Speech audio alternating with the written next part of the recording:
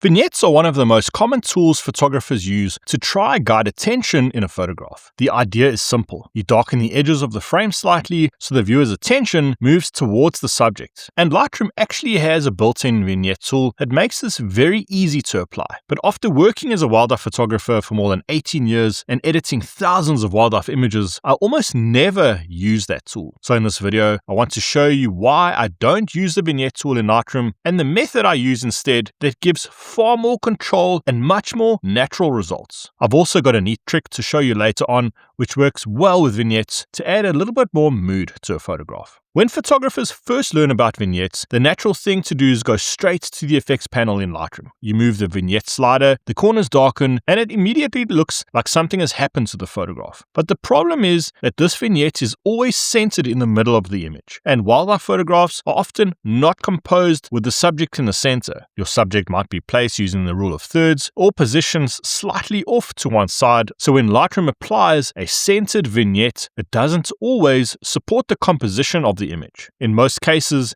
it can even darken parts of the frame that should remain bright based on the natural light in the scene.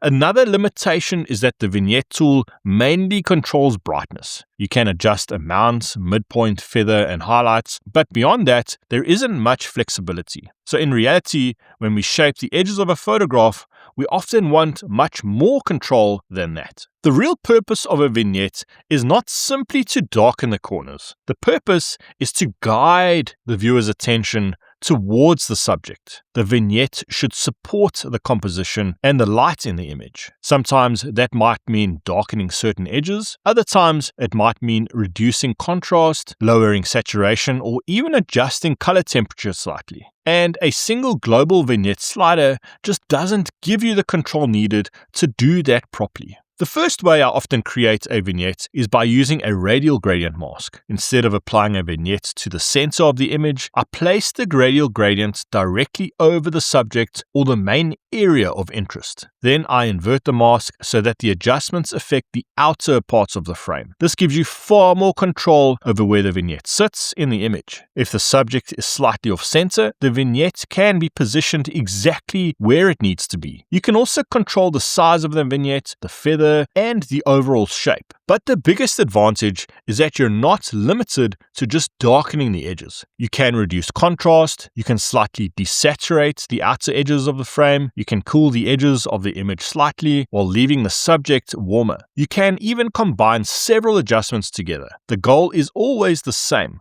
Make the edges of the frame slightly less dominant so the viewer's attention naturally moves towards the subject. If you'd like to learn the full editing system I use to bring my wildlife photographs to life, that's exactly what I teach inside my Lightroom course called the Wildlife Edit. Inside the course, I'll walk through my complete start to finish workflow so you can transform your raw files into powerful wildlife images that truly stand out. If you'd like to learn more, simply scan the QR code or find the link in the description. Another method I often use is building a vignette using several linear gradients around edges of the frame. This approach gives even more control over how the frame is shaped.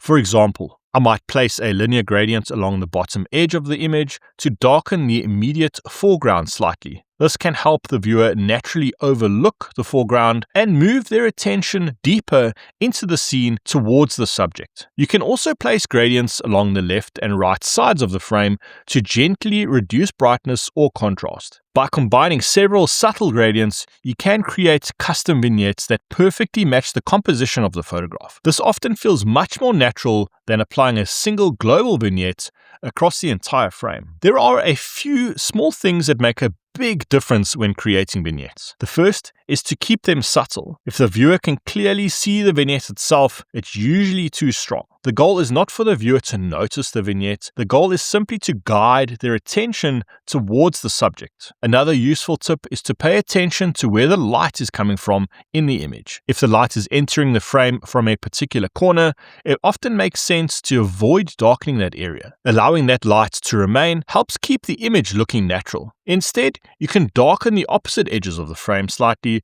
to help shape the light and guide attention towards the subject. And if you want to emphasize light entering from the side of the frame, try placing a very large radial gradient over the corner with a soft feather. Then gently raise the blacks and add a touch of warmth. You can also then apply a small amount of negative dehaze, which often helps create that soft, atmospheric haze as the light spills in from the edge of the frame. Another technique that can make a big difference to how strong your wildlife images feel is learning how to simplify and clean up your backgrounds.